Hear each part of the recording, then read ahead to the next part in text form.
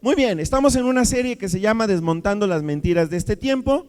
Ustedes ya saben que esta serie la comenzamos como una continuación de la serie anterior, en la que estuvimos hablando de las señales del fin del mundo, y en la que nosotros aprendimos que la última etapa, ¿verdad?, antes de que Jesús venga por la iglesia y que se lleve a la iglesia, es un tiempo que se llama tiempo de apostasía, y que se caracteriza el tiempo de apostasía porque va a haber apóstatas, o sea, personas que van con engaños, con falsedades, con mentiras, van a desviar a las personas de la verdad, las van a llevar hacia muchas ideas llenas de mentira. ¿Ok? En la semana pasada nosotros comenzamos una conferencia que tuve que dividir en dos partes por la gran cantidad de información que hemos estado revisando, en la que hemos estado platicando de cuáles son las ideas falsas que se van a infiltrar o se han infiltrado en la iglesia. Sí, específicamente en la iglesia. Ahorita ya no estamos hablando necesariamente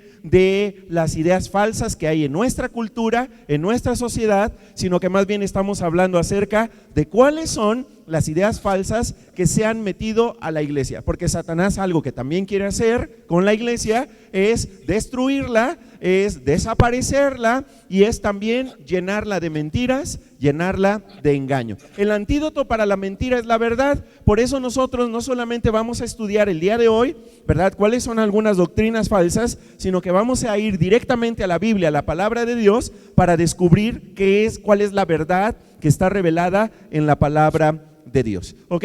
Ahora, vamos a ver primeramente un versículo que está en Judas capítulo 1 y que ustedes tienen ahí en su boletín y que van a ver también en la pantalla, y que dice de la siguiente manera. Está en Judas capítulo 1 versículos 3 y 4 y dice de la siguiente manera. ¿Lo tienen? Vamos a leerlo fuerte porque vamos a leer la palabra de Dios. Léelo fuerte, dice así: queridos amigos, con gran anhelo tenía pensado escribirles acerca de la salvación que compartimos. ¿Sí? Que justo eso fue lo que hablamos ayer en la clase de membresía, la salvación que compartimos. Sin embargo, ahora me doy cuenta de que debo escribirles sobre otro tema, para rogarles que defiendan la fe que Dios ha confiado una vez y para siempre a su pueblo santo. Les digo esto porque algunas personas que no tienen a Dios se han infiltrado en sus... ¿En dónde? En sus iglesias, diciendo que la maravillosa gracia de Dios nos permite llevar una vida inmoral. La condena de tales personas fue escrita hace mucho tiempo, pues ha negado a Jesucristo, nuestro único dueño y Señor. Ok, a ver, de entrada necesitamos nosotros entender quién está escribiendo estas palabras. Judas, que ya vimos la semana pasada quién era Judas. ¿Quién era Judas? ¿Es el que traicionó a Jesús y se ahorcó? No, porque ese ya se había muerto, ¿verdad? ¿Quién es? ¿Es Judas el hermano de quién? El mismo hermano de Jesús, el hermano carnal de Jesús, ¿ok? Y él se había convertido ya en el siglo I, después de que Jesús resucitó, después de que estuvo 40 días entre nosotros. Judas finalmente creyó en Jesús, porque si ustedes han leído los evangelios, seguramente recordarán que la Biblia claramente dice que sus hermanos no creían en Jesús, ni sus hermanas, al contrario, ¿verdad? Decían, nuestro hermano Jesús está medio loco, ¿ok? Pero después creyeron en él, ¿sí? Y Judas y Santiago también, que es otro de los hermanos de Jesús, de los cuales también se habla en la Biblia, ¿sí?, se convirtieron en líderes de la primera iglesia, ¿sí?, la que llamamos la iglesia primitiva porque fue la primera iglesia. ¿Sí estamos de acuerdo? Ok, y por eso Judas escribe una carta a la iglesia del siglo I. Y algo que es muy importante notar es que ya en el siglo I, unos años después de que Jesús había resucitado y había ascendido al cielo, ya había iglesias, pero ya empezaban a tener problemas. ¿Cómo cuáles problemas? Ya se habían infiltrado en las iglesias gente que estaba dando falsas enseñanzas, gente que estaba hablando mentira, gente que estaba confundiendo a los creyentes y los estaba apartando de la verdad. Y por eso tanto el apóstol Pedro como Judas, el hermano de Jesús, ellos le advierten a la iglesia que tienen que defender la fe. que tienen que defender la verdad de la palabra de Dios y tienen que identificar a aquellas personas que se han infiltrado en la iglesia trayendo falsas enseñanzas, y que incluso, como dice el hermano de Jesús, estas personas, ¿verdad?, andaban enseñando que podías hacer lo que quisieras, que podías pecar, que podías hacer lo malo, que al cabo Dios te iba a perdonar, lo cual también constituye una falsa enseñanza, una falsa doctrina. ¿Ok? Entonces, esto es muy importante que nosotros lo sepamos. Desde el inicio de la primera iglesia, de la iglesia primitiva, comenzaron a haber también falsas doctrinas, falsas enseñanzas. Hubo engaño y hubo mentira. ¿Sí estamos de acuerdo? Ahora, la semana pasada nosotros comenzamos a ver cuáles son estas falsas doctrinas y solo alcanzamos a ver 3. ¿Cuáles fueron? Vamos a repasarlas, ahí las tienen en sus notas. La primera que nosotros aprendimos la semana pasada, y que si tú no la viste, si tú no estuviste, si tú te perdiste la conferencia, acuérdate que tenemos ahí en el boletín el código QR para que tú puedas ir directamente a la página, al canal de YouTube del Centro Bíblico SLP y revisar las conferencias que te hayas perdido. ¿Ok? Recuerda también que nos puedes dar un me gusta y que puedes también suscribirte al canal, y que eso ayuda mucho, porque entre más personas le den me gusta o entre más personas se suscriban,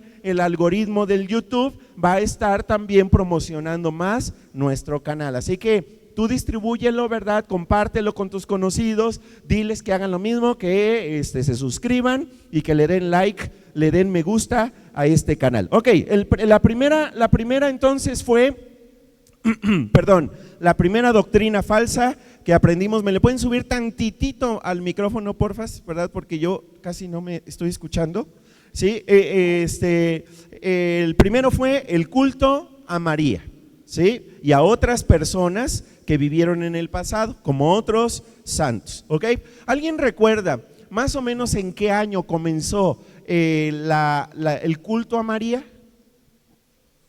400, en el 380 exactamente, que justo coincide con el año en el que fue emitido el edicto de Tesalónica por el emperador romano Teodosio, y en el cual dijo, ¿verdad?, en este edicto, que a partir de ese año 380 el imperio romano tenía una religión oficial, que era el cristianismo, y con eso le dio en la torre al movimiento cristiano. ¿Sí? Prácticamente, ¿verdad? Si no acabaron con la iglesia mediante la persecución, fusionando al imperio romano con la iglesia cristiana, eso sí acabó prácticamente con la iglesia cristiana, nada más y nada menos que por 12 siglos de oscuridad de Edad Media. Ok, número 2, aprendimos también otra doctrina falsa que dice que se puede perder la salvación, o que la salvación es por obras, que esta idea se llama arminianismo,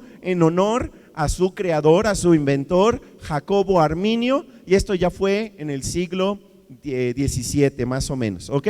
También hablamos del pensamiento positivo, que lleva a mucha gente en la actualidad en las iglesias a orar de una manera rara, de una manera extraña, declarando cosas, ¿verdad? Diciendo: yo declaro sanidad para ustedes, yo declaro la bendición de Dios sobre ustedes, yo declaro prosperidad en tu vida, y así oran. ¿Ok? Nosotros ya vimos de dónde viene esa manera extraña, esa manera rara de orar. Viene del pensamiento positivo, viene de hacer confesiones positivas, viene de esta idea de los decretos. Por eso lo más correcto, ¿verdad?, ni siquiera deberíamos decir Dios te bendice, ¿verdad? Debería ser Dios te bendiga, ¿sí? Es más, yo incluso les animo a que no digan nada más bendiciones, porque decir bendiciones, que es una frase también que se ha puesto de moda en la iglesia, lleva a las personas a quitar a Dios. Es mejor decir Dios te bendiga, ¿sí? Es lo mejor que podemos decirle a una persona. Ahora vamos al número 4.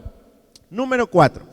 Ok, vamos a ver cuál es esta cuarta doctrina falsa, que nuevamente me estoy regresando mucho en la historia, porque esta falsa doctrina surgió en el siglo III también. Ok, escríbanlo ahí en sus notas. La cuarta doctrina falsa que vamos a ver el día de hoy es la negación de la divinidad de Jesús. Anótalo.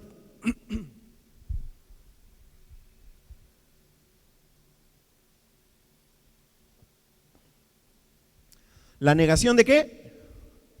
De la divinidad de Jesús. En otras palabras, en el siglo III comenzó a haber personas que decían que Jesús no era realmente Dios, o que era muy diferente a Dios, y que en el caso, por ejemplo, de Jesús, ¿sí?, era de menor importancia que Dios el Padre.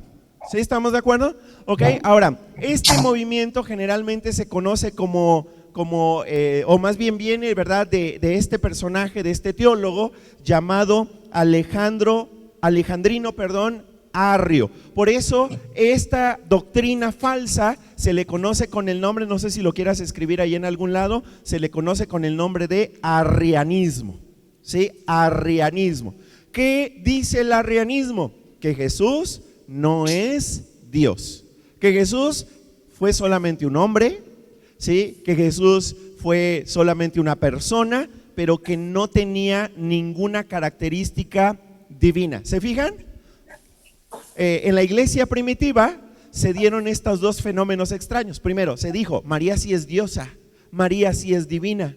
Eso por un lado. Y por otro lado, Jesús no es Dios, Jesús no es divino. Ok, ahora, hay varias religiones o varios movimientos religiosos que sostienen en la actualidad justamente que Jesús no es Dios, ¿verdad? Una de las religiones más grandes del mundo, que es el islamismo, también conocidos como los musulmanes, ¿verdad? Que por ejemplo ahorita que tenemos el problema o el conflicto entre el grupo terrorista Hamas e Israel, ¿sí? El grupo terrorista Hamas es un grupo fundamentalista, o sea, extremista del Islam, ¿verdad? Es un grupo musulmán, como la mayoría de los países árabes son musulmanes. Los musulmanes conocen a Jesús, saben que Jesús existió, pero no reconocen que Jesús haya sido Dios. Lo mismo sucede con la religión judía, ¿verdad? Los judíos ortodoxos no reconocen que Jesús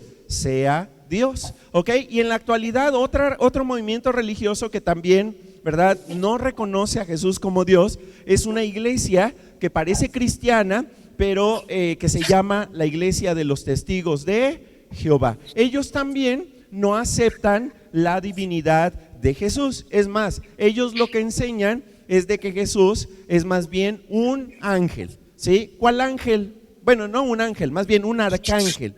¿Cuál arcángel? El arcángel Miguel. ¿Sí? Ahora vamos a ver nosotros por qué dicen eso en un momento más, pero vamos a leer primeramente, ¿verdad?, para que nosotros veamos un poco acerca de lo que es las ideas de Alejandrino Arrio. Vamos a leer juntos esta cita de la Wikipedia, ¿verdad?, que habla acerca del arrianismo, ¿sí? Y dice de la manera siguiente: el primer concilio de Nicea de 325 después de Cristo consideró que las doctrinas arrianas eran heréticas, o sea, eran herejías. En tanto que el primer sínodo de Tiro en 335 exoneró a Arrio, o sea, aceptó las ideas de Alejandrino Arrio. Tras su muerte fue anatemizado, o sea, fue declarado hereje nuevamente y declarado herético otra vez en el primer concilio de Constantinopla en el año 381. Ahora, fíjense bien, todo esto está tomando lugar justamente en ese periodo de tiempo en el que se da libertad religiosa en el Imperio Romano en el 313 y justo un año después del 380, en el que Teodosio había dicho que el Imperio Romano tenía una religión oficial que era el cristianismo.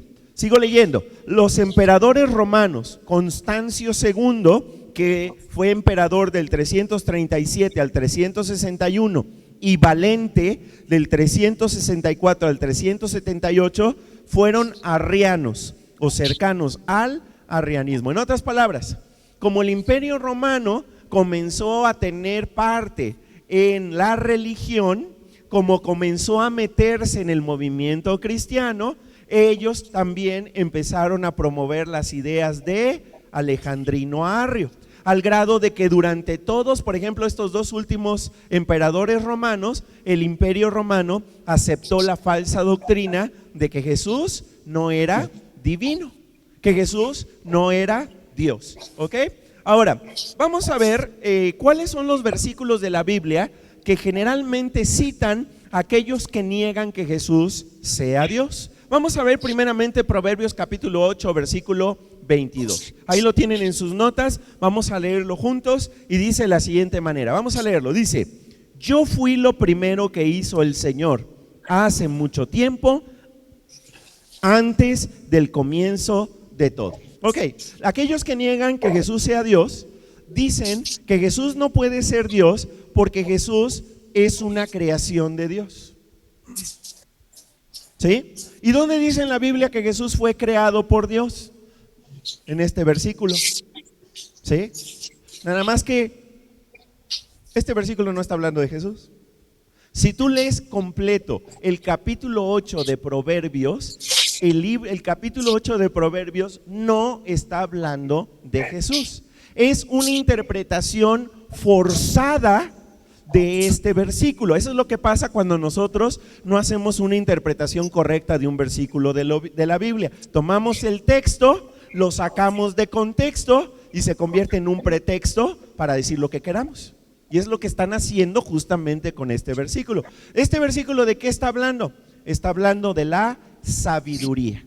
Y entonces, ¿por qué lo asocian con Jesús? Porque en Juan capítulo 1, si tú has leído Juan capítulo 1, Juan capítulo 1 dice que en el principio era el Logos, era la palabra, ¿ok? Y entonces ellos dicen, aquí también está hablando de Logos, porque está hablando de la sabiduría. No, son dos cosas diferentes. ¿Sí? Una cosa es hablar de la sabiduría y cuando fue creada la sabiduría, y en este capítulo claramente no está haciendo referencia acerca del Mesías, está hablando acerca de la sabiduría, como muchos capítulos de Proverbios que hablan acerca de la sabiduría. Otro versículo que generalmente es citado por aquellos que niegan la divinidad de Jesús es Juan capítulo 14, versículo 28. Vean lo que dice ahí la palabra de Dios. Vamos a leerla. Dice: ya me han oído decir que me voy, pero que vuelvo a ustedes. ¿Quién está hablando? ¿Alguien sabe quién está hablando ahí? O sea, no quién está hablando aquí entre ustedes. No, ¿quién está hablando en ese versículo? ¿Quién está diciendo esas palabras? Es Jesús. ¿Y a quién le está hablando? ¿A sus qué? A sus discípulos, ¿ok? Entonces, fíjense, ya me han oído decir que me voy, pero que vuelvo a ustedes.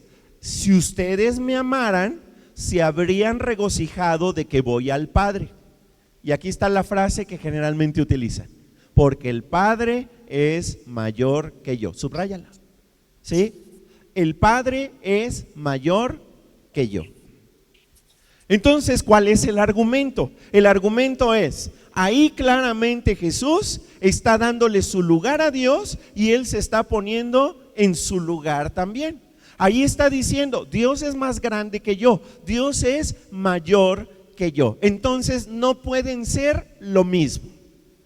Ok, otra vez, están sacar un versículo fuera de su contexto. ¿Por qué? Porque lo que Jesús está diciendo es, y esto lo dicen varios versículos de la Biblia, acuérdate, Dios se hizo carne, ¿sí? Dios se hizo humano, ¿sí? Y vino a la tierra. ¿Cómo nació? A través de una mamá, que fue María. ¿Sí estamos de acuerdo? Ya vimos esto la semana pasada, fue una concepción extraordinaria, fue una concepción sobrenatural, ¿sí? ¿Por qué? Porque no hubo una relación sexual, fue algo que Dios mismo hizo milagrosamente, ¿verdad? En el cuerpo de María, y entonces Jesús nació. ¿Sí estamos de acuerdo? Tal y como decían las profecías que debería de ocurrir cuando llegara el Mesías, porque algo que tenemos que considerar es que todas las profecías acerca de Jesús se cumplieron al pie de la letra. ¿Estamos de acuerdo? Ok, ahora Jesús se hizo un ser humano, Dios se hizo un ser humano, y tal y como estaba profetizado, ok, Él se hizo un humano y su nombre fue Jesús. ¿Qué quiere decir? Salvador. ¿Sí? ¿A qué vino? A salvarnos. Por eso su nombre fue Salvador. Y Él vivió, ¿verdad?, durante 33 años y medio, murió en la cruz y resucitó al tercer día. Ahora, una pregunta muy importante.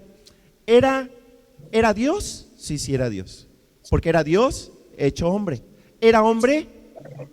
¿Era humano? Tenía dos naturalezas. La naturaleza humana al 100% y la naturaleza divina al 100%. ¿Sí? Como humano, al ser humano, ¿sí?, Él vino con una misión como Mesías que tenía que cumplir. Y como humano, Él se sujetó a la autoridad del Padre. Por eso muchas veces cuando le dicen, ¿verdad?, oye Jesús esto, oye Jesús aquello, Él dice, no, tengo que seguir las instrucciones de mi Padre. Mi Padre, yo sigo la voluntad del Padre. ¿Se acuerdan cuando Jesús estaba orando antes de ser arrestado, que estaba en el huerto del Getsemaní y que Él decía, Señor, si hubiera otra manera, si hubiera otra forma de hacer esto, pero que no se haga mi voluntad, sino que se haga la tuya? Él como hombre estuvo bajo una total obediencia al Padre. En otras palabras, Jesús como hombre estuvo en completa, bajo sujeción, bajo la autoridad del Padre. Y eso explica por qué en este versículo Él dice, el Padre es mayor que yo. En otras palabras, yo sigo la autoridad del Padre. Yo estoy aquí para hacer la voluntad del Padre. Pero aquí no quiere decir de ninguna manera que Jesús y el Padre sean dos dioses o dos personas diferentes, porque era la misma persona. Ahora, ¿cómo sabemos que era realmente la misma persona? Vamos a ver lo que dice, vamos a ver otras citas, ¿verdad? Como las tengo aquí en orden. Vamos a ver 1 Tesalonicenses capítulo 4, versículo 16. Este versículo es un versículo que es muy utilizado, sobre todo por los testigos de Jehová, para justificar o para argumentar que Jesús es el arcángel Miguel. ¿Ok? ¿Qué dice este versículo? 1 Tesalonicenses 4, 16. ¿Ok? A ver, nada más antes de leerlo, este versículo está en el contexto de qué está hablando este versículo el apóstol Pablo a la iglesia de Tesalónica, porque ese ya lo estudiamos hace unas semanas. Está hablando acerca del arrebatamiento. ¿Ok? Vamos a ver lo que dice. 1 Tesalonicenses 4, 16. Dice así: el Señor mismo vendrá de los cielos. En ese momento dará su orden con voz de mando, ¿sí?, de arcángel. Subraya donde dice de arcángel. Sonará la trompeta de Dios y los que hayan muerto en Cristo resucitarán primero. ¿Sí están de acuerdo conmigo que está hablando del arrebatamiento? ¿Sí? Ok, y el apóstol Pablo está hablando de quién va a venir de los cielos. ¿Quién va a venir? ¿Quién va a venir? Jesús. Está hablando de Jesús, ¿sí? Cuando se refiere al Señor, ¿sí?, al Adonai, está hablando acerca de Jesús. ¿Ok? Ahora, dice ahí que en ese momento dará su orden con voz de mando, ¿sí? Y por ejemplo, seguramente nos va a llamar a cada uno de nosotros con una voz fuerte que vamos a escuchar claramente. Sí, se va a oír: Alfredo, sube. Marifer, sube. Esa va a ser la voz de mando, ¿ok? Y dice, con voz de mando de arcángel, sonará la trompeta de Dios. Ok, como ahí dice que la voz de mando es como una voz de arcángel, entonces este versículo se utiliza por los testigos de Jehová para enseñar que en realidad Jesús es un arcángel. Ahora, ¿está diciendo que es un arcángel o está diciendo que la voz será como de arcángel? La voz es como de arcángel, no está diciendo que sea un arcángel, ¿sí? Ahora, el movimiento de los testigos de Jehová ha llegado incluso a decir que se trata del mismísimo arcángel Miguel, que es el general, el líder de los ejércitos celestiales. ¿Sí estamos de acuerdo? Ahora, ¿por qué bíblicamente no podemos aceptar esta idea de que Jesús no es realmente el arcángel Miguel? Déjenme mostrarles otros dos versículos de la Biblia. Vamos a Juan capítulo 20, versículos 27 al 29. ¿Sí? ¿Estamos listos? Ok, este versículo que vamos a ver es justo después de que Jesús resucitó. ¿Sí? Ok, y acuérdense que cuando Jesús resucita el primer día de la semana, se le aparece a sus discípulos, pero uno de ellos no estaba presente. ¿Quién no estaba presente? ¿Quién? Tomás no estaba presente. Y entonces le cuentan a Tomás que Jesús se les apareció, y ¿cree o no cree Tomás? No, era muy incrédulo. Y entonces dice Tomás: hasta que yo no vea las heridas en sus manos, hasta que yo no vea la herida en su costado, yo no voy a creer. Por eso la frase: hasta no ver, no creer. ¿Ok? Y entonces Jesús tiene misericordia de Tomás y se vuelve a aparecer a sus discípulos, pero ahora estando Tomás presente. Ándele, a ver, ¿verdad? ¿Ok? Se le presenta, y entonces como Tomás ve, entonces cree. Y esto es lo que Jesús le dice a Tomás. Juan capítulo 20, versículos 27 al 29. Vamos a leerlo. Dice: después le dijo a Tomás: pon tu dedo aquí y mira mis manos. O sea, a ver, ¿querías ver las heridas? No solamente velas, tócalas. ¿Sí? Extiende tu mano y métela en este lado de mi cuerpo. Ya deja de dudar y cree. Tomás le contestó. Fíjate la respuesta de Tomás hacia Jesús. ¿Cómo le dice Tomás a Jesús? Mi Señor, mi Adonai, mi patrón, mi jefe, ¿sí? Y le dice: ¿y mi qué? Dios. Subráyale. ¿Cómo se refiere Tomás a Jesús? Como Adonai y como Elohim, como Dios, Dios creador.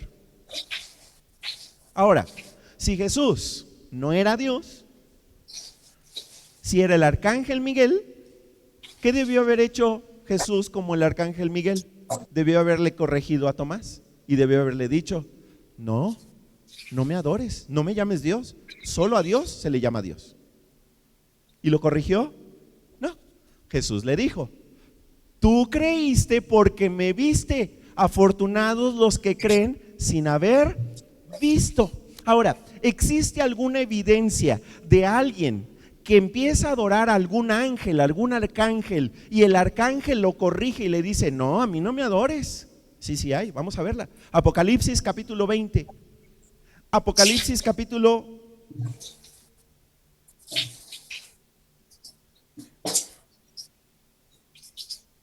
20. Es que le puse mal la cita, corríjanla por favor.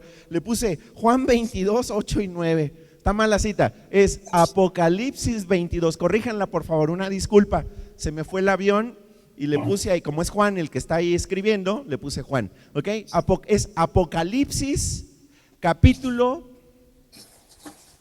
22, versículos 8 al 9. ¿Sí? ¿Estamos de acuerdo? Vamos a leerlo. Ok, esto está en el Apocalipsis. Ok, ya al final del Apocalipsis. Ok, dice así, vamos a leerlo. Yo soy Juan, el que vio y oyó todas estas cosas. Cuando las vi, las escuché, me arrodillé para adorar. ¿A quién? Subráyale. ¿A quién quería adorar? Al ángel que me las había mostrado. Pero él me dijo, ¿quién le dijo? El ángel: no hagas eso, yo solo soy un siervo de Dios como tú y tus hermanos los profetas y todos los que toman en cuenta lo que dice este libro. Adora a Dios. Subraya eso, adora a Dios. Pregunto, este ángel al que Juan trató de adorar por toda la revelación que le había dado, ¿lo corrigió o no lo corrigió? Sí, claro. Si Jesús es el arcángel Miguel, cuando Tomás se refirió a él como mi Señor y mi Dios, debió haberlo corregido, pero no lo hizo. Le dijo: tú creíste. En otras palabras, estás en lo correcto. Tú has creído porque me has visto. ¿Le llamó Tomás a Jesús Dios? ¿Sí o no? ¿Aceptó Jesús que se le llamara Dios? Sí, claro. ¿Sí estamos de acuerdo? Entonces, no tiene ningún sentido, ¿verdad? No es correcto decir que Jesús no es Dios y que más bien se trata de un ángel o del arcángel Miguel. Muy bien, vamos a ver otra cita, ¿verdad? Porque luego también hay quienes dicen, bueno, pero es que no hay ninguna referencia de que Jesús realmente en el Antiguo Testamento se refieran a Él como Dios. Bueno, vamos a ver si esto es verdad. Vamos a ver lo que dice Lucas capítulo, vamos a Isaías capítulo 7, versículo 14, ¿sí? Ahí lo tienen en sus notas, dice así, vamos a leerlo juntos, dice, a ver, ¿Isaías está en el Nuevo o no en el Antiguo Testamento? Es en el Antiguo Testamento, ¿sí? Isaías, ¿es un libro de profecías, sí o no? Sí, es un libro de profecías. Allá hay muchas profecías acerca del Mesías que iba a venir. Ahora, vamos a ver esta profecía de Isaías 7:14. Dice de la siguiente manera: por tanto, el Señor les dará una señal. Aquí está, una señal profética. Miren, la joven quedará embarazada y dará a luz un hijo. ¿Quién es la joven? María, ¿ok? Al que llamará, ¿cómo lo va a llamar? Emmanuel. ¿Alguien sabe qué quiere decir Emmanuel?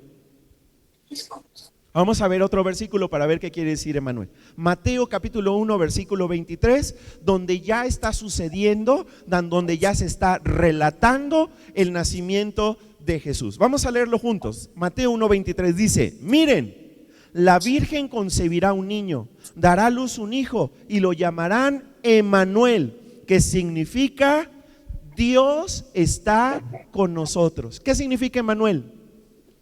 Dios, el mismísimo Dios, está ahora con nosotros.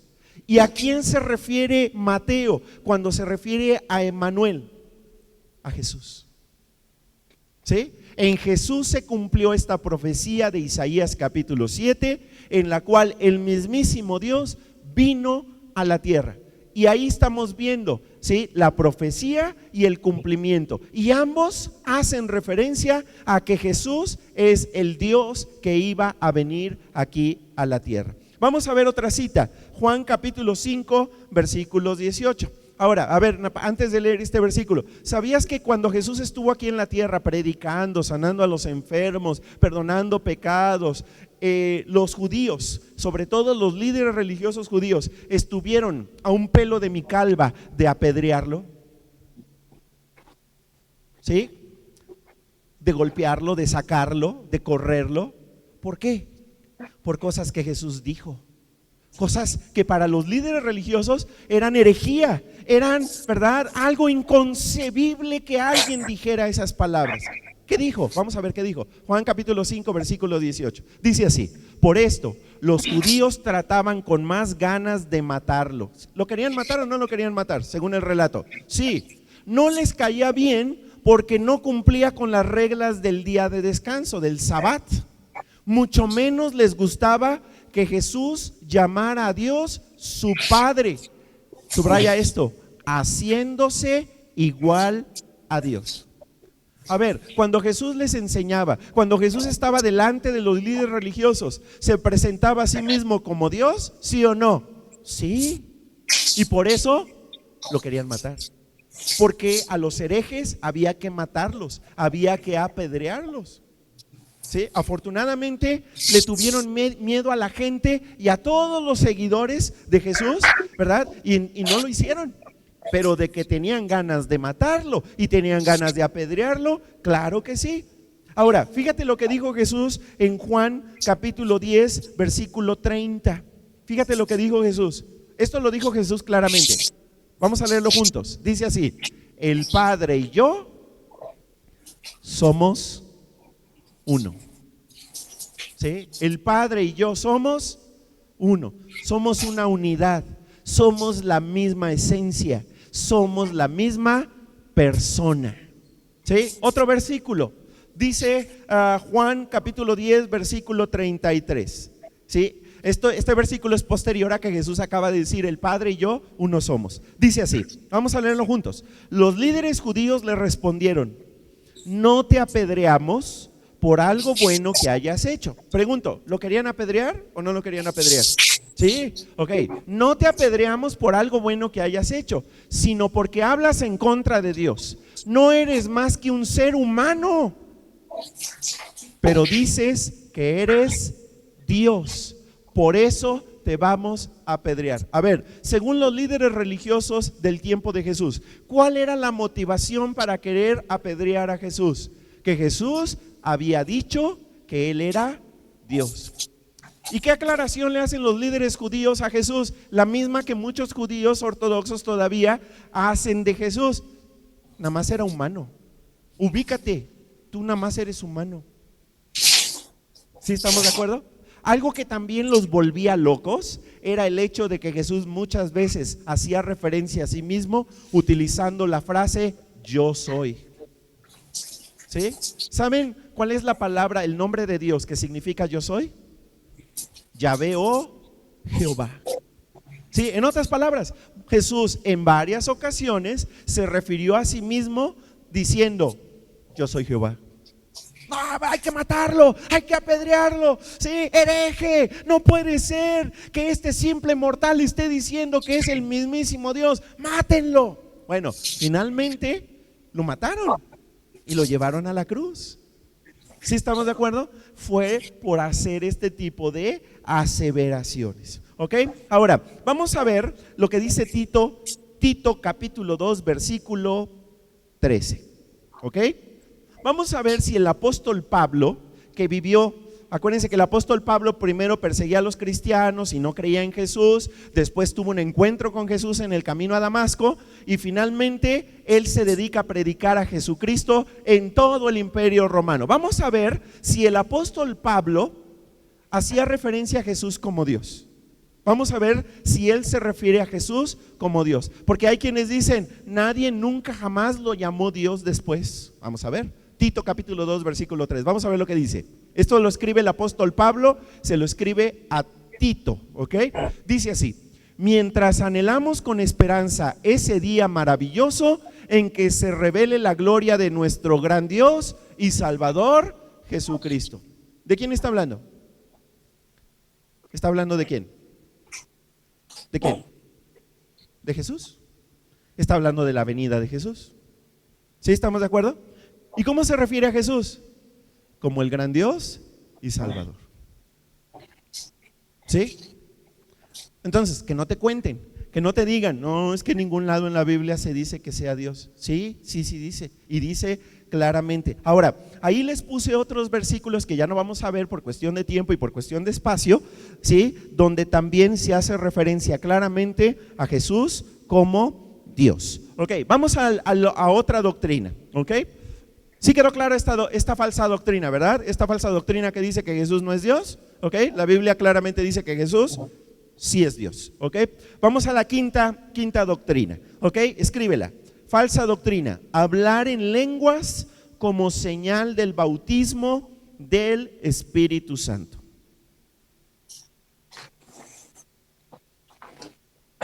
¿Hablar en qué?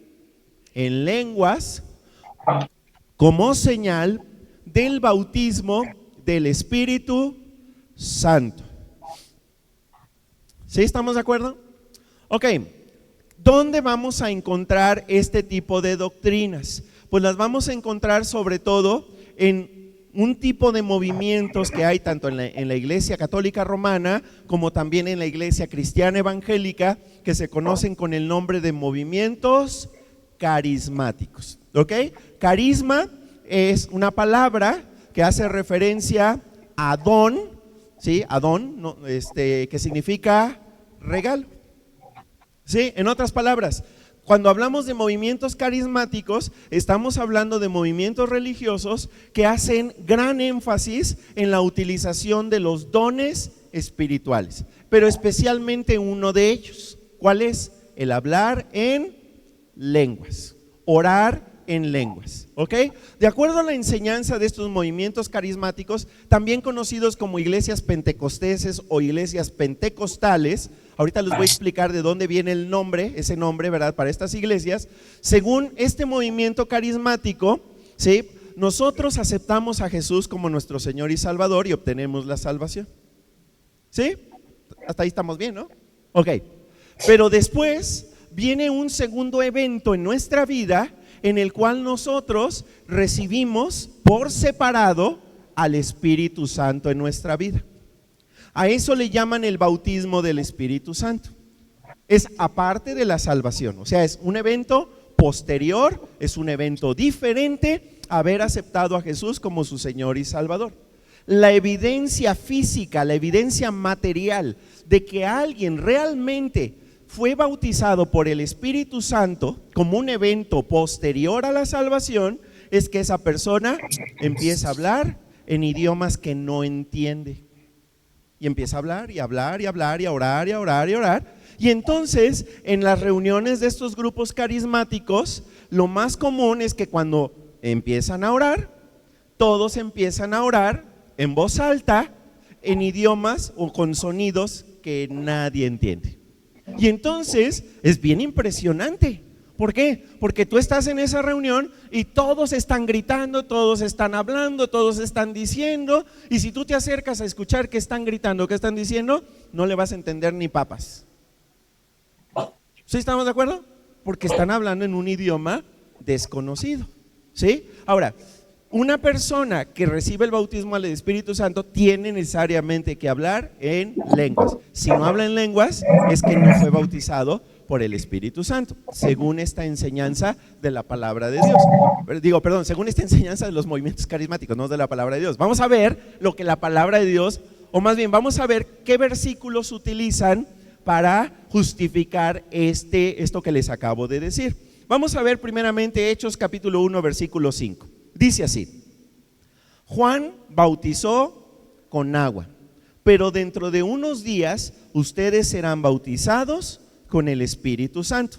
¿Quién está diciéndole esto a quién? Es Jesús hablando con sus seguidores y les está haciendo ver, ¿verdad?, de que en días futuros iban a ser bautizados por el Espíritu Santo. Ahora, generalmente estos movimientos carismáticos, como les digo, ¿verdad?, se les denomina también iglesias pentecosteses o iglesias pentecostales. ¿De dónde salió el nombre? Vamos a ver de dónde salió. Hechos capítulo 2, versículo 1 al 4. Dice: cuando llegó el día de Pentecostés, ¿sí? ¿Qué día fue?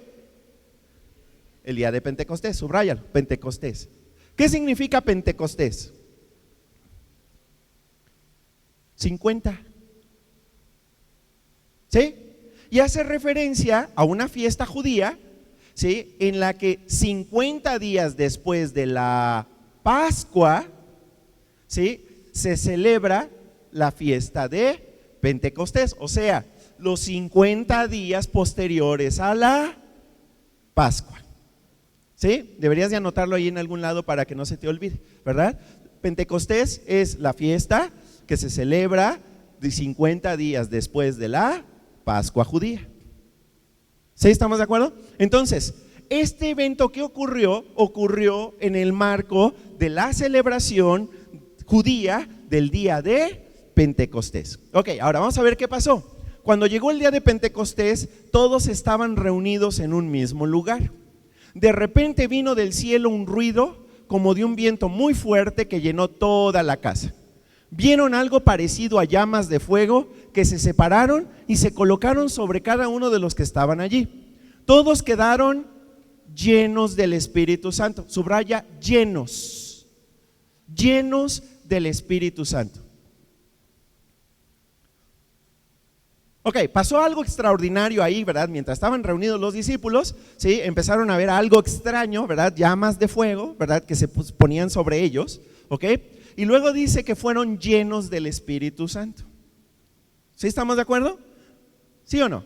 Ok, y luego dice: y empezaron a hablar en diferentes idiomas por el poder que les daba el Espíritu. Subraya eso. ¿Empezaron a hacer qué?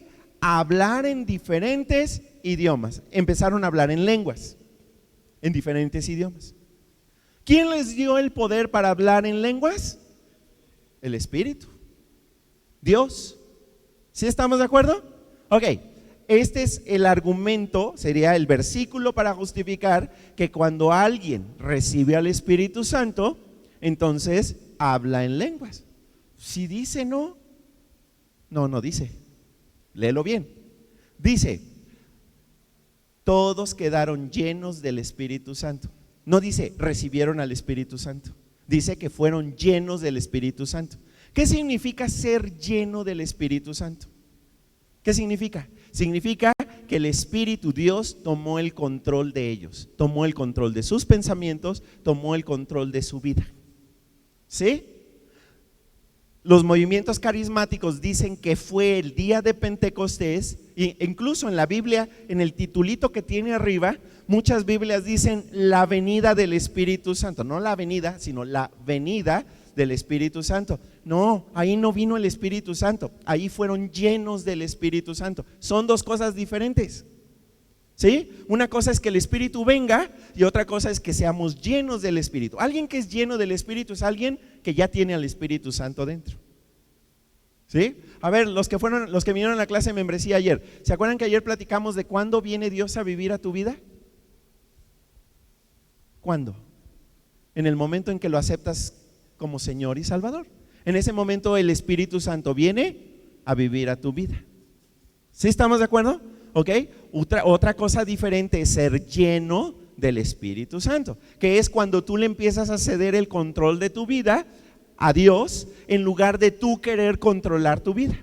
Ok, cuando ellos le dejan a Dios el control de sus vidas, ellos de forma extraordinaria comienzan a hablar lenguas que no conocían. ¿Sí? Pero que algo que es muy importante que tú sepas es que la gente que estaba afuera, la gente que estaba allí en Jerusalén, todos ellos sí les entendían. Y entonces ahí tienes, por ejemplo, a uno de los discípulos de Jesús, salen de allí hablando en lenguas que no entendían ellos y le empiezan a hablar a un grupo de gente y la gente les entiende. Porque toda la gente que estaba en Jerusalén venía de diferentes partes del mundo. Y entonces Dios les dio la habilidad extraordinaria de poder, sin haber estudiado ese idioma, poder hablarlo y que la gente comprendiera el mensaje al grado de que hubo muchísima gente, miles de personas que fueron salvos ese día de Pentecostés. Ahora, fíjate que la gran diferencia, hablaron lenguas que la gente sí entendía. Ellos no la entendían, o sea, ellos no la hablaban, pero la gente sí lo entendía. Dios les dio esa habilidad para evangelizar a mucha gente ese día. ¿Sí? A ver, estos discípulos que fueron llenos del poder del Espíritu Santo, ¿cuándo recibieron al Espíritu Santo? ¿Cuándo? Vamos a ver, ¿cuándo? Vamos a leer rápidamente, vamos a leer Juan capítulo 20, versículos 20 y 21. ¿Están listos? Juan 20 y 21. Vamos a leerlo. Dice: esa misma tarde del primer día de la semana, los seguidores cerraron las puertas del lugar donde estaban porque le tenían miedo a los judíos. Ok, a ver, ¿de qué día estamos hablando allí? Estamos hablando de un domingo, primer día de la semana. Ok, los seguidores de Jesús, los discípulos, estaban encerrados, ¿sí? Encerrados en un cuarto. Estaban llenos de miedo, ¿sí? Porque temían que los judíos llegaran, los líderes judíos. ¿Sí estamos de acuerdo? ¿Ok? Estamos hablando de los seguidores de Jesús. Seguimos. Entonces Jesús vino y estando en medio de ellos les dijo: que la paz esté con ustedes. Diciendo esto, les mostró sus manos y su costado. Se alegraron mucho cuando lo vieron. ¿Qué domingo es este? De resurrección. ¿Sí? Y es cuando Jesús se les presenta en el cuarto donde estaban ellos escondidos y se presenta delante de ellos. ¿Ok? Ahora, entonces otra vez les dijo: la paz sea con ustedes. Así como me envió el Padre, yo también los envío a ustedes. Después de decir esto, presta atención, después de decir esto, sopló sobre ellos y les dijo: reciban el Espíritu Santo.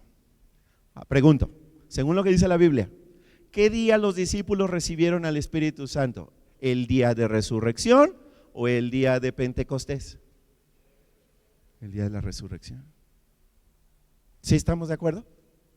Entonces, ese día ellos reciben al Espíritu Santo, son bautizados por el Espíritu Santo, son sumergidos en el Espíritu Santo. El Espíritu Santo viene a vivir a su vida.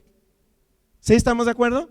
Y entonces, después, posterior a que ellos reciben al Espíritu Santo, ¿sí?, todos aquellos que creen en Jesús y lo aceptan como su Salvador y Señor, al momento de tomar la decisión, reciben también al Espíritu Santo. ¿Sí estamos de acuerdo? ¿Ok? Ahora, vamos a otra cita rápidamente. Hechos capítulo 10, versículos 45 y 46. Dice, los creyentes judíos que vinieron con Pedro estaban asombrados porque el Espíritu Santo se había derramado como un don sobre los que no eran judíos. Los escuchaban hablar en lenguas y alabar a Dios. ¿Sí? Este es otro de los versículos que generalmente se utilizan para decir, fíjate, ahí ellos fueron bautizados por el Espíritu Santo y entonces empezaron a hablar en lenguas. Sí, pero hay que leer muy bien el versículo para ver qué está pasando. Ok, primero, Pedro le está en la casa, ¿verdad?, de un funcionario romano llamado Cornelio, ok, y ahí estaban dice, los creyentes judíos que vinieron con Pedro estaban asombrados. ¿Por qué estaban asombrados? Porque el Espíritu Santo también se había derramado, había entrado también como un regalo, como un don sobre los que no eran judíos. ¿Por qué estaban asombrados los judíos? Porque se dieron cuenta de que la salvación, recibir a Jesús en tu vida, no era exclusivo para los judíos, sino que también los no judíos podían recibir a Jesús y recibir al Espíritu Santo en su vida. ¿Ok? Entonces, fíjate bien, judíos están siendo asombrados de que los no judíos, los que no eran judíos, ¿sí?, también estaban recibiendo a Dios en su vida. ¿Sí estaban de acuerdo? Y los escuchaban hablar en lenguas. ¿Por qué los escuchaban hablar en lenguas? Porque no eran judíos, eran de otras nacionalidades. Es como si tú vas a uno de los países donde, o en Estados Unidos, vas a un supermercado, ¿verdad?, y encuentras a árabes, franceses, italianos, los oyes a todos hablar en diferentes lenguas. Lo que les asombró es que estos en diferentes lenguas, en la lengua de cada uno, alababan a Dios porque habían recibido a Dios en su vida. ¿Sí estamos de acuerdo? Eso es lo que está sucediendo aquí. Aquí no habla de que haya sido algo sobrenatural, que ellos hayan empezado a hablar en una lengua desconocida, en una lengua angelical y que nadie lo entendía. Más bien los que no entendían eran los judíos, porque estos hablaban diferentes idiomas y alababan a Dios cuando recibieron a Dios en su vida. Ok, otro versículo que generalmente se utiliza es Marcos capítulo 16, versículo 17, que dice, estas señales milagrosas acompañarán a los que creen. Expulsarán demonios en mi nombre y hablarán nuevos idiomas. ¿Sí? ¿Qué es lo que justamente sucedió el día de Pentecostés? Cuando los discípulos fueron llenos del Espíritu Santo y comenzaron a hablar en diferentes idiomas. Pero fíjate, aquí claramente Jesús dice, estas señales milagrosas acompañarán a los que son bautizados por el Espíritu Santo, o dice a los que creen. Subráyale, a los que creen. ¿Sí? ¿Estamos de acuerdo? Está hablando de aquellos que ponen su confianza en Jesús. ¿Sí? Ahora, esto que le estoy contando, esta confusión se empezó a dar en la iglesia, primera iglesia, y entonces lo que empezó a suceder es de que empezaron a enseñar que todos tenían que hablar en lenguas, que todos tenían que hablar lenguas que nadie entendía, y entonces las reuniones se volvieron discúlpenme la palabra, un relajo. ¿Por qué? Porque todos hablaban al mismo tiempo y nadie entendía a nadie. Y el apóstol Pablo escribe en 1 Corintios capítulo 14, un capítulo entero de esa carta para poner orden en las reuniones de la iglesia. ¿Sí? Porque nadie entendía nada.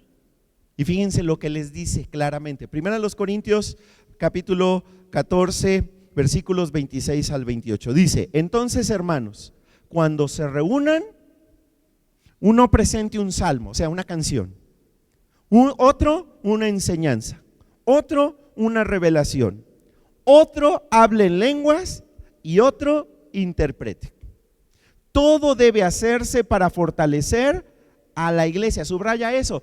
Todo debe de hacerse para fortalecer a la iglesia. En otras palabras, estos dones, el don de cantar, el don de predicar, el don de exhortar, el don de hablar en una lengua y que haya una interpretación, todo debe ser para que la iglesia sea confundida.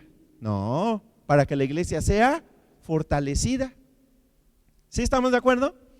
Fíjate lo que dice a continuación.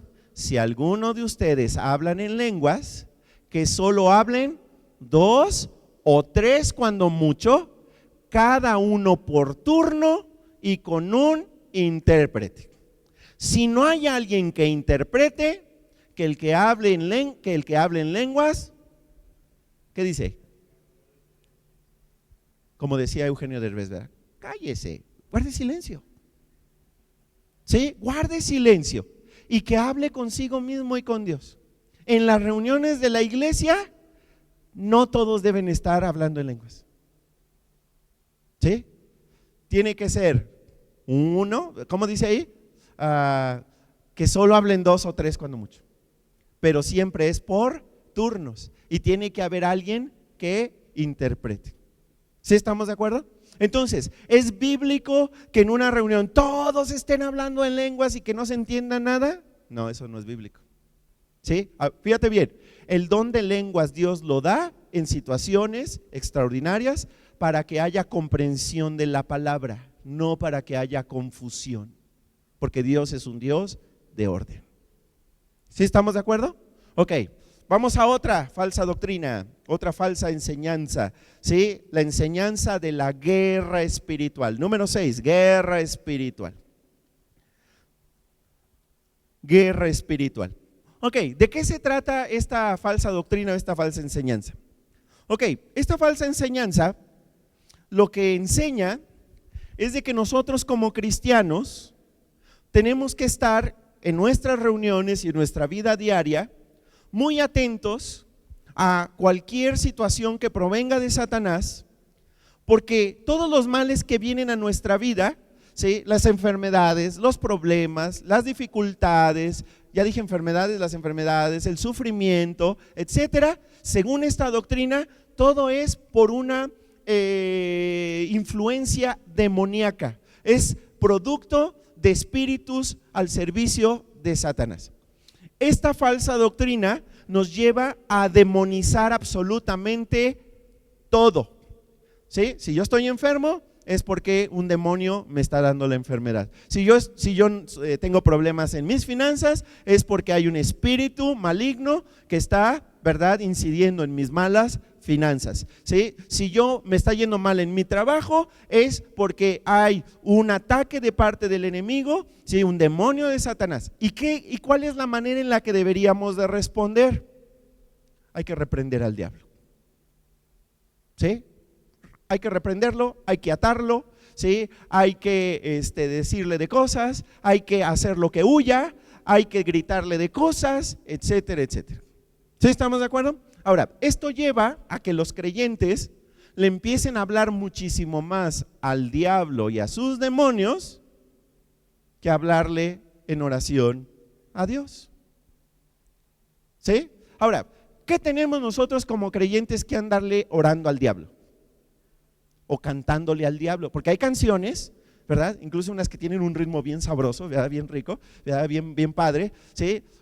Pero que se burlan del diablo. ¿Qué tenemos nosotros como cristianos que andar cantando canciones que se burlan del diablo? Nada. ¿Sí? Nuestras canciones deben ser dirigidas a Dios, de adoración a Él. ¿Por qué perder tiempo cantándole al diablo? Orándole al diablo. ¿Ok? Ahora, ¿qué versículos de la Biblia se utilizan generalmente para justificar estas prácticas? Vamos a ver algunos rápidamente. Efesios 6:12 dice: nuestra lucha no es contra seres humanos, sino contra gobernantes, contra autoridades, contra poderes de este mundo oscuro y contra fuerzas espirituales malignas del cielo. Ahí dice claramente que tenemos una guerra, una lucha, una batalla, y que es contra fuerzas espirituales malignas del cielo. Por lo tanto, hay que ponernos, ¿verdad?, a hacerles guerra espiritual, y hay que empezar a atarlas, y hay que empezar a reprenderlas, etcétera, etcétera. ¿Ok? Bueno, es que nuevamente eso es sacar un texto de su contexto para un pretexto. Mateo 16:19 dice de la manera siguiente, vamos a leerlo. Esto lo dijo Jesús: a ti te daré las llaves del reino de los cielos. Todo lo que ates en la tierra será atado en los cielos, y todo lo que desates en la tierra será desatado en los cielos. Entonces, con base en este versículo, se justifica que a quién hay que atar: al demonio, al espíritu de enfermedad. Es más, hay una canción muy famosa, ¿verdad?, de Marcos Witt, ¿verdad?, donde menciona un chorro, ¿verdad?, espíritu de no sé qué, y lo atan, ¿verdad? Hay que atar a los demonios, ¿sí? Hay que atar, ¿verdad?, todo aquello que está ¿cómo se llama? Atacando nuestra vida. Ahora, lo más interesante de todo esto es que la Biblia ya nos habla de personas que iban a hacer esto. Claramente, clarito. Sí, vamos a ver esta primera advertencia que tenemos justamente en Judas capítulo 1 versículos 8 al 9. Dice de la siguiente manera, está hablando, acuérdate que hace rato lo leímos, está hablando de los falsos maestros, de los falsos profetas. Y dice así, no obstante, esos individuos también contaminan su cuerpo, viven soñando, no aceptan la autoridad de Dios e insultan a los seres espirituales superiores. Subraya esa última parte. Insultan a los seres espirituales superiores. ¿Sí? En otras palabras, insultan al diablo, insultan a los demonios. Ahora, fíjate lo que dice ahí a continuación. Ni siquiera el arcángel Miguel. ¿Se acuerdan quién era el arcángel Miguel? Se los dije hace un momento. Es el líder, el general de los ejércitos de Dios. Es el principal. Ok, fíjate lo que dice. Ni siquiera el arcángel Miguel, cuando estaba discutiendo ¿con quién? Con el diablo, sobre el cuerpo de ¿quién? De Moisés, se atrevió a maldecir al diablo, sino que le dijo, que el Señor te reprenda. A ver, ¿cómo? Si él es el general de los ejércitos de Dios, el arcángel Miguel, y él no se atrevió a decirle, te reprendo, diablo, sino que le dijo, que el Señor te reprenda. Y a él le ha sido dada toda autoridad sobre los ejércitos de Dios. ¿Ustedes creen que sea correcto que nosotros nos metamos a darle patadas al diablo? No, claro que no. Nos metemos en grave peligro al hacer eso. ¿Sí estamos de acuerdo? Es abrirle la puerta, ¿sí?, a Satanás. ¿Sí estamos de acuerdo? Vamos a ver otra advertencia de lo mismo. Segunda de Pedro capítulo 2 versículos 10 al 12 dice: ellos son los falsos maestros, atrevidos y tercos, que no tienen miedo de insultar ni siquiera a los poderes superiores. Subraya eso. No tienen miedo. ¿No tienen miedo de qué? Ya me perdí. No tienen miedo de insultar ni siquiera a los poderes superiores. Fíjate lo que dice a continuación. Los ángeles son más fuertes y poderosos que los falsos maestros. Sin embargo, ni siquiera los ángeles se atreven a acusar con insultos a estos poderes ante el Señor. Estos maestros insultan lo que no entienden, actúan sin pensar, como animales que nacen para ser atrapados y muertos, y terminarán como esos animales. En otras palabras, como no entienden lo que están haciendo, se están poniendo, como decimos ahora, de pechito para que Satanás les ponga una buena arrastrada. Y acuérdate, la Biblia dice, el diablo anda como león rugiente buscando a quien devorar. El diablo vino a matar, a destruir. Aquellos que se ponen a orarle al diablo, a reprender al diablo, a reprender a los demonios, se están poniendo en grave peligro y se están descuidando, porque en lugar de hablar con Dios y de encomendarse al Padre, están poniéndose al tú por tú con Satanás y sus demonios, y eso es sumamente grave. Ok, por eso ya nada más les muestro lo que dice Efesios capítulo 6 versículo 13. ¿Ok? Fíjate bien lo que dice, vamos a leerlo. Efesios 6:13 dice: por esa razón, vístanse con toda la armadura de Dios. Así soportarán con firmeza cuando llegue el día del ataque de Satanás. Y después de haber luchado mucho, todavía podrán resistir. Subraya resistir.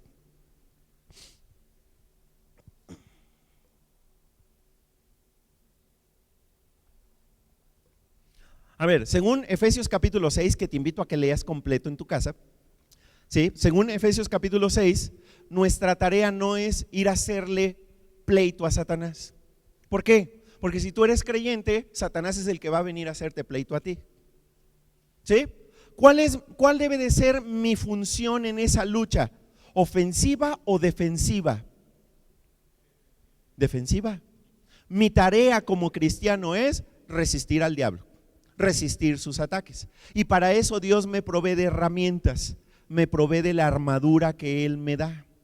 La armadura es la palabra de Dios, es la salvación, la seguridad de la salvación, ¿sí? Y muchas cosas que les invito a que lean en Efesios capítulo 6. Nosotros nunca deberíamos de dedicar una reunión para hacerle guerra al diablo. jamás.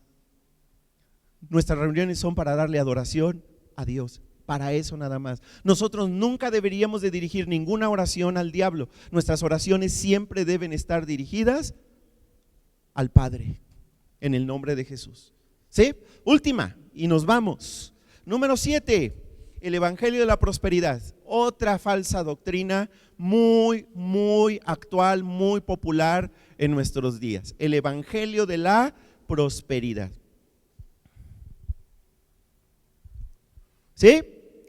Allí en su boletín vienen algunos de los principales promotores de este evangelio de la prosperidad, ¿verdad? Están algunos de Estados Unidos que ustedes conocen bien porque algunos de ellos salen en canales cristianos como por ejemplo Enlace, ¿sí? Y ahí sale por ejemplo Kenneth Copeland, Benny Hinn, Joel Austin, T.D. Jakes, John Hagee, Creflo Dollar, Paula White, Joyce Meyer, Juanita Binum, ¿verdad? Y en español o en Latinoamérica, Cash Luna, Guillermo Maldonado y otros más que son representantes o promotores del evangelio de la prosperidad. ¿Qué dice el evangelio de la prosperidad? Bien sencillo. Si tú eres cristiano, si tú tienes a Jesús como tu Señor y Salvador, si tú tienes una relación con Dios, el propósito de Dios para tu vida es que no te vuelvas a enfermar, que tengas prosperidad material, prosperidad económica, ¿sí? Y que no vuelvas a tener ningún tipo de problema en la vida. Y entonces, ¿cómo explicaríamos si me enfermo? No estás confiando en Dios. No tienes fe en Dios, te falta fe.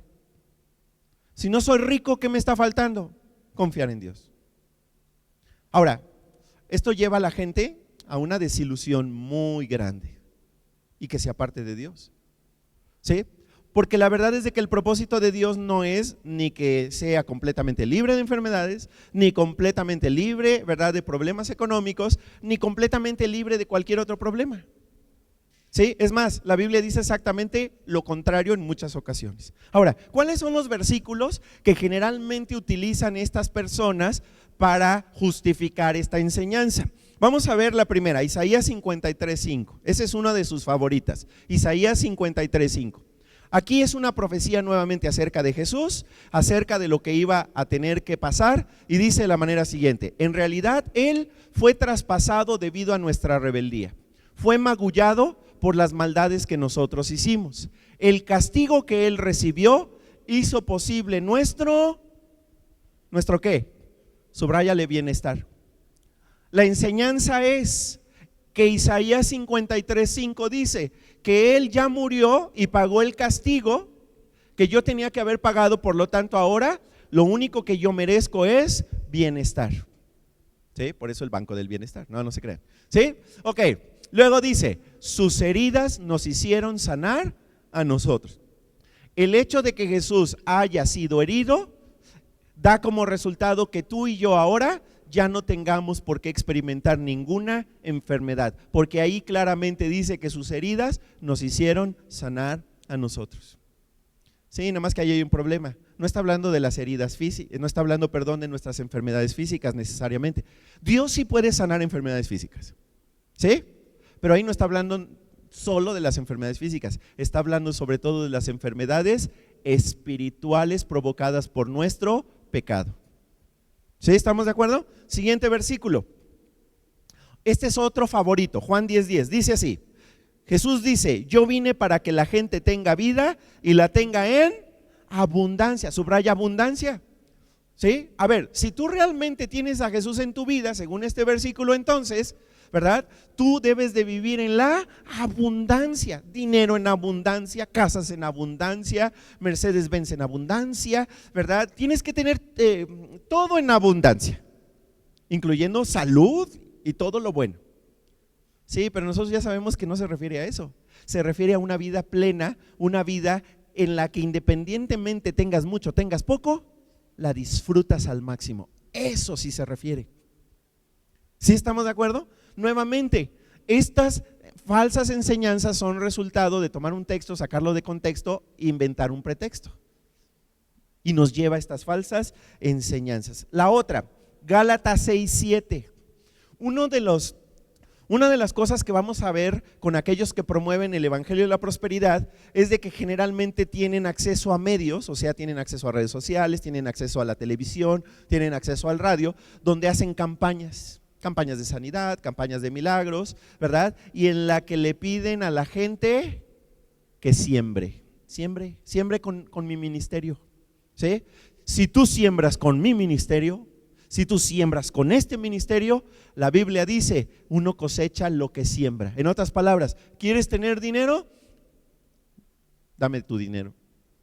Ahora, ¿ustedes creen que estos promotores de la teología de la prosperidad, del evangelio de la prosperidad, sean ricos?